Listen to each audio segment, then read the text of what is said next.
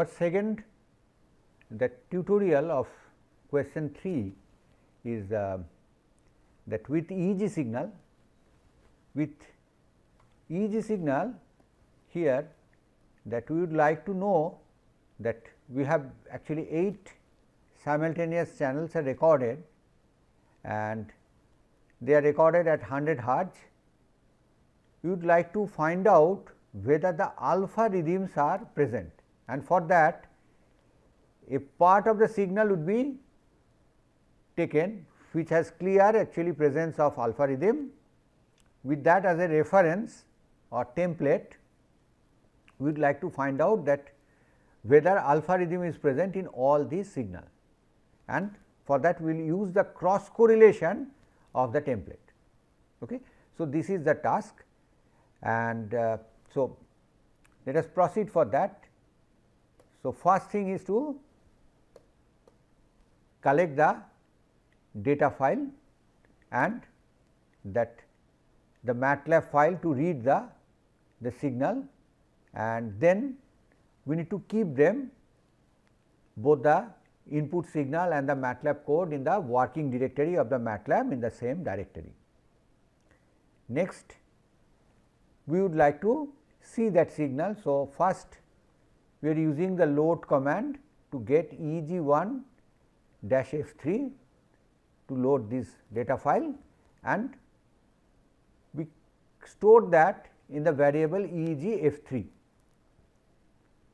So, next we need to see the plot, and for that first we initialize the variable Fs, that the sampling frequency 100 hertz, and t is the time. It is 1 to that the length of the signal is giving the ramp divided by Fs, or we can say multiplication with 1 by Fs is giving us the time instant of each sample. Okay. So, that the sampling interval, if we multiply, we get the in second, we will get the value in the variable t. So, we plot the EEG signal with respect to the time. So, here is the signal. Here some part we can see that it looks like EEG is present, these parts. Okay. So, clear that alpha rhythms are there. So, next we have to find out a template, and for that we are taking that the P3 channel. So, we again follow the same procedure as the previous one, as we have taken for the previous channel, and we plot that signal. Here we get that channel, and with the help of an expert we select this part. Please keep in mind, the selection of template is very crucial operation, and someone who knows that waveform should select that. Okay. So, the success of the technique completely depends on that template. So, once this selection is done, that manually this part, it is in between, starting from say 4 to 5 seconds and ending in between 5 to 6 seconds. This segment is selected. So, we would like to see that we check and find that this signal is template is actually in between 470 to 570, 101 samples are there in the EEG P3 signal. So, that we are taking as template. Okay. So, variable length of the template is taken. So, here instead of assigning any variable, we are taking the time instant corresponding to that, starting from 470 to 570 samples. With respect to that, this is plotted. Here is the template. We get the template here starting from 4.7 to 5.7 second. Okay. So, this is our starting point for the template matching. Next is we have to take the correlation. So, for that here we start that operation. We have taken EEG F3 is the signal. Okay. Now, when we take the correlation, we are taking between EEG F3, say here is the signal and here is another small signal, that is template. Now, the overall length would be actually that we need to add, if this length is A, this length is B, overall length would be A plus B minus 1. Okay. But we do not want to see it in that way, rather we would like to have same number of points as A. So, how do we do? We take the midpoint of the template, assign it here and then slide it till this end. And in that way what happens? We have some samples here outside, here some samples outside. So, to take care of them, so that it does not become computationally infeasible and give error, we have to pad actually our signal both the side, and padding would be that we have 101 samples, that is the length of the template.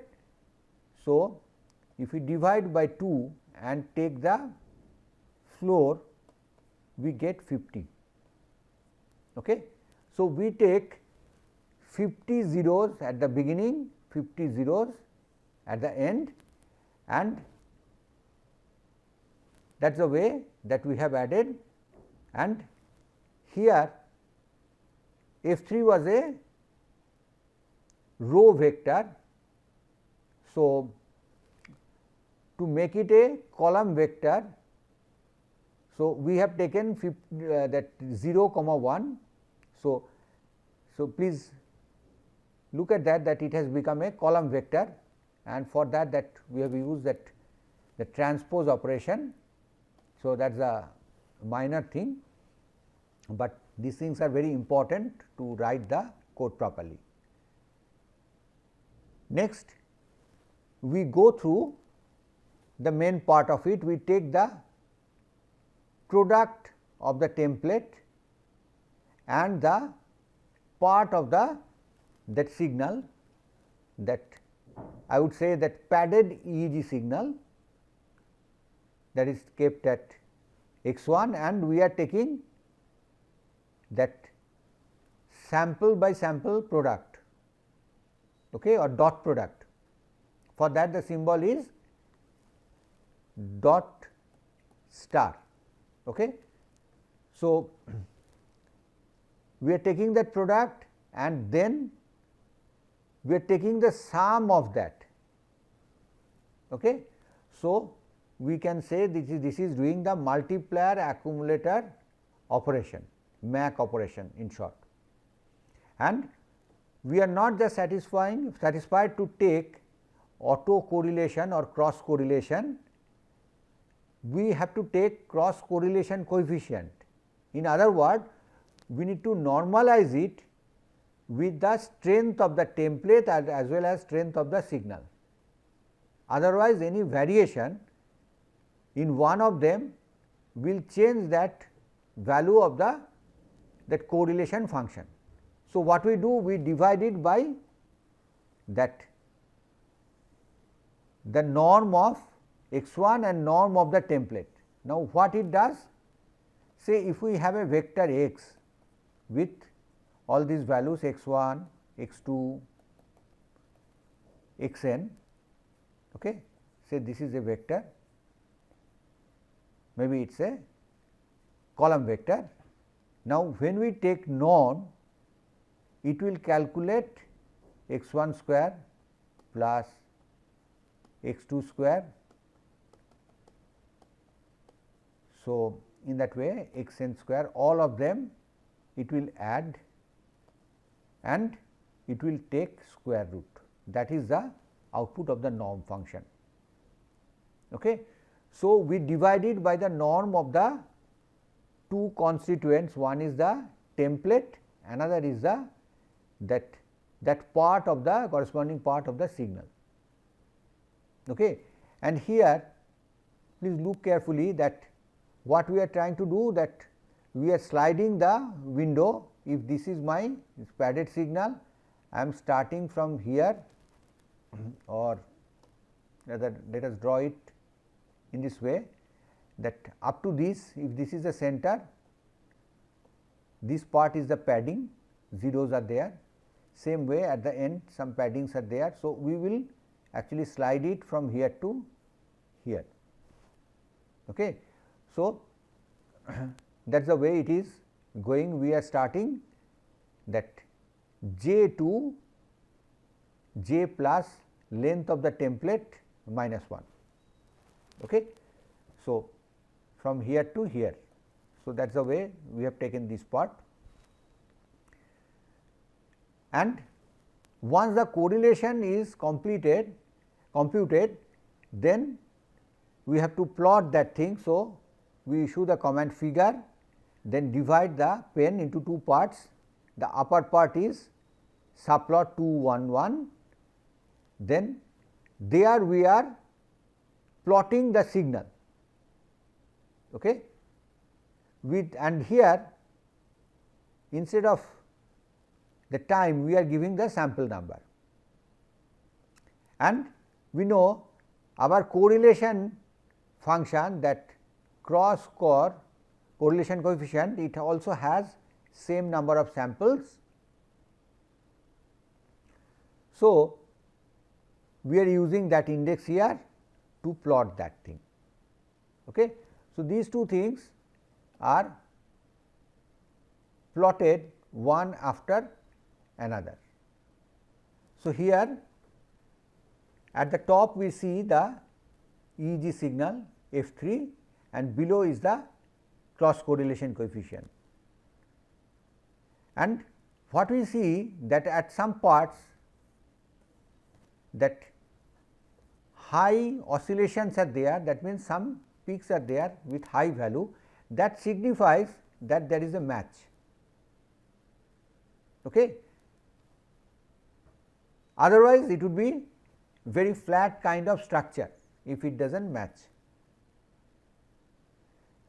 So, this oscillation itself talks about that there is a match, and immediate question could be that why there is an oscillation if there is a match. The reason is, say let us take two sinusoids to understand that.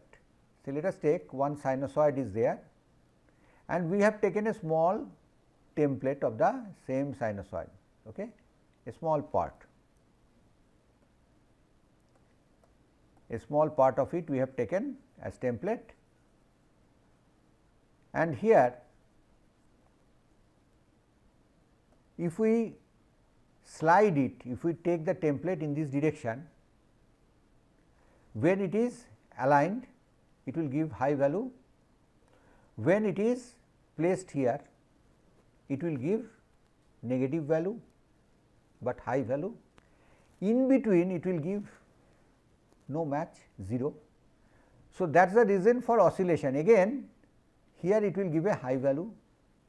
So, that creates this oscillation. Okay. So, that periodic nature of the signal gives rise to this oscillatory kind of output in the cross correlation coefficient. Next, to get a objective value whether this is high enough, we need to do the thresholding. So, for that what we have taken? We have taken the that maximum value of the cross correlation coefficient, half of that. If you are very restrictive, you can directly go for that 0.5. Okay. So, after taking the threshold, we collect the mean information when the cross correlation coefficient is above the threshold. So, this operation will give us that indices where the value crosses the threshold. Now, if we multiply that bin location having value 1, if we take the dot product with the cross correlation, we retain only those high values and rest of them become 0. Okay. So, let us proceed. Now, we would like to see that how it looks like. We again use the subplot command. The top portion we have taken 2 1 1 and plotting the cross correlation first. Next, that we are taking plot 2 1 2, that means the lower half, and we plot the thresholded the cross correlation, that is given as cross TH, okay, thresholded cross correlation coefficient. So, in the right hand side we get that, and we see here only one peak was prominent in this part, here 2 peaks were prominent, here multiple of them were there, here also multiples are there above the threshold. Okay. And as we have thresholded, we are getting that only the high values. When it is below, we have actually discarded the lower part. Okay. And there is one more reason, we will come to that, that the lower part also could have been useful to for the purpose of detection if only one or less than one cycle was there, but in this case we have multiple of them. So, it should not have any problem. So, next what we do, we create the histogram of delay between the peaks. Now, why we are interested in the delay of it? The delay between the two peaks will give the length of that oscillation or one cycle of it. Okay. So, we would like to find that, because that will give the periodicity of the signal. So, for that what we do, we start with the correlation threshold, and we need to identify the correct location of the peak. So, for that we go through that thresholded correlation, and we are measuring that where the at location j, if it is higher than the previous sample and it is higher than the next sample, then we can tell that a peak has come, and we store that peak location. Okay. And we increment the count and that how many peaks have found. So, we proceed in that way. Then once we take the difference of this peak location, we get the peak location delay. Okay. So, now we have the peak location delay. Next, with the help of that we find out the histogram, that we create the histogram of peak location delay, and as there would be number of them, okay, number of values would be there, we are restricting it into the first 50 delays, okay, because high values with very least count, they are not of any use. So, we restrict it there, so that we get a good picture, and we plot that figure, and here we are actually keeping only the counts. The second variable we are using tilde just to tell that we do not need to store that variable. Histogram is giving two outputs, the next one is not required for our operation. And we use the command stem to plot that, that means it will give us post kind of structures. Okay. So, let us see that how it looks.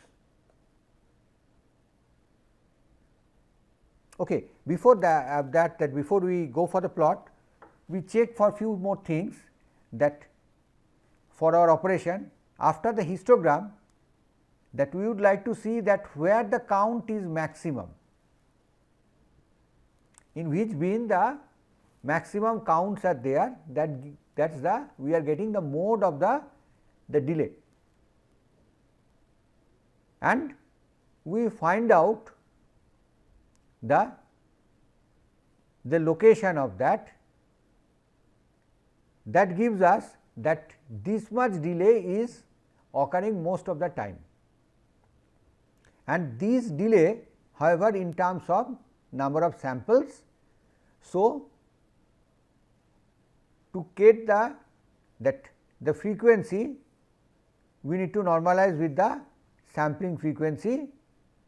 So, we need to take care of that, and the corresponding frequency of oscillation is given here. Okay. So, let us proceed,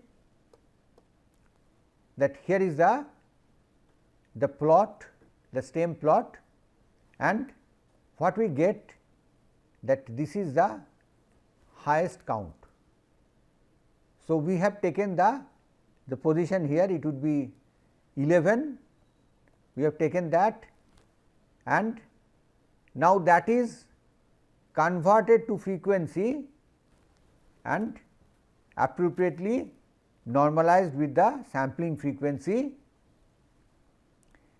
and in that way we expect to get the result. So, for each of these signal that we get that each of these case that it is giving us a little more than 9 hertz actually frequency, and we know that we have a range for the alpha, it is within that range. So, first we go through the output of the F3, we get here is the signal is not very clean, but time to time alpha are there. So, that is depicted by the correlation, that high value of the correlation coefficient is suggesting that. Okay.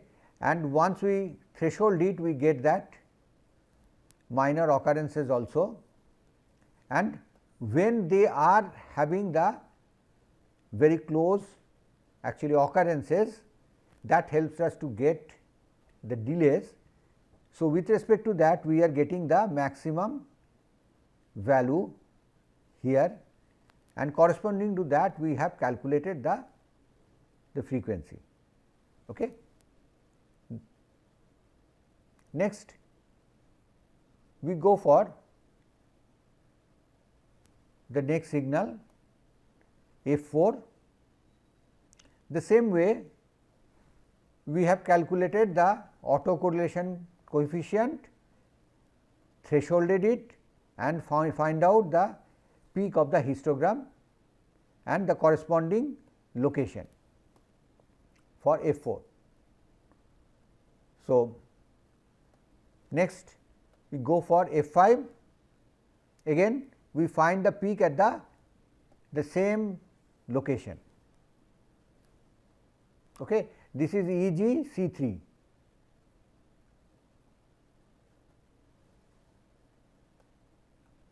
Next we go for C4, same nature.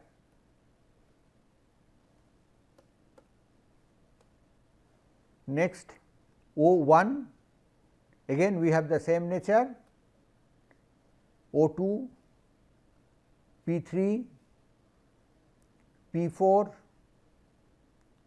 all the cases we got very similar output, and hence we